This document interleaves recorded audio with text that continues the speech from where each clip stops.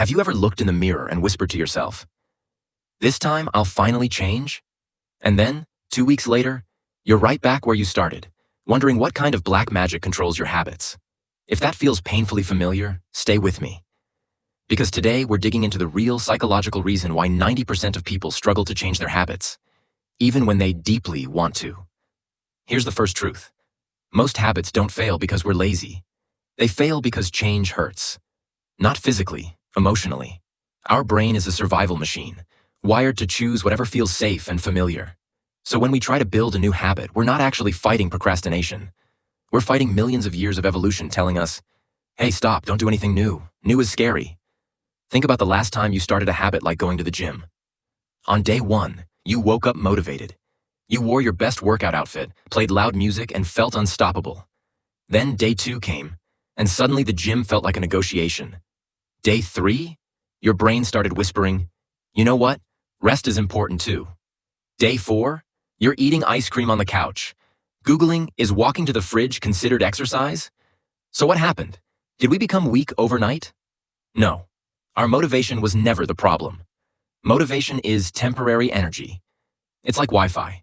Works amazing at first, then suddenly disappears for no reason. The real battle happens inside our subconscious.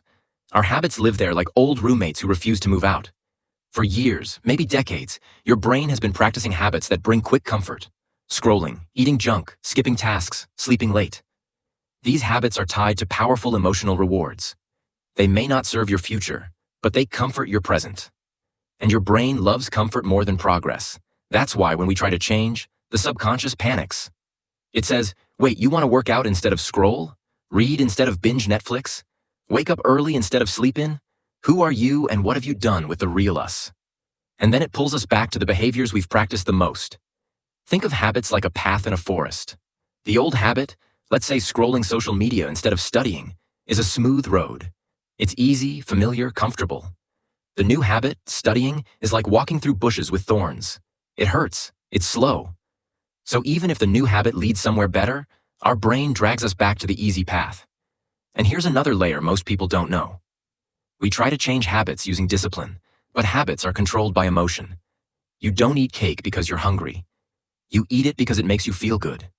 You don't skip the gym because you're busy. You skip it because the couch feels safer. Every habit we have is protecting us from some emotion. Boredom, stress, sadness, loneliness, uncertainty. So when we use raw willpower to change, we're trying to fight emotions with logic, and emotions always win. We also self-sabotage with perfectionism. On day 1, we promise a new life. From tomorrow, I'll wake up at 5 a.m., meditate, cook healthy meals, read 50 pages, study for 3 hours, work out, journal, start a business, and learn Japanese. But by day 3, we're like, let's just start with breathing. The irony is, we think small changes don't matter, so we don't stick with them. But the brain actually loves small changes. Drinking 1 glass of water, reading for 5 minutes, walking for 10 minutes. These don't threaten the subconscious, so they slowly form new pathways. The real transformation is in tiny, consistent wins. But because they're not dramatic, our ego says they're useless. And here's something even deeper. Many people fail to change habits because they are unconsciously addicted to their current identity. If you secretly believe you're not a disciplined person, or not the type who succeeds, then your brain will sabotage anything that threatens that identity. Our habits are a mirror of who we believe we are. When we try to change the habit without changing the belief, it's like trying to build a new house on top of old ruins. You don't become someone who wakes up early by forcing yourself to wake up early. You become that person when you start to believe you are someone who takes control of your morning. You don't become fit by going to the gym. You become fit when you see yourself as someone who values movement and health. Identity first, habit second. That's the formula. But here's the most painful truth of all. To change a habit, you must be willing to let go of the version of yourself that created the old one. And that's the hardest part. We don't fear new habits. We fear losing our old self. Even if the old self wasn't happy, it was familiar.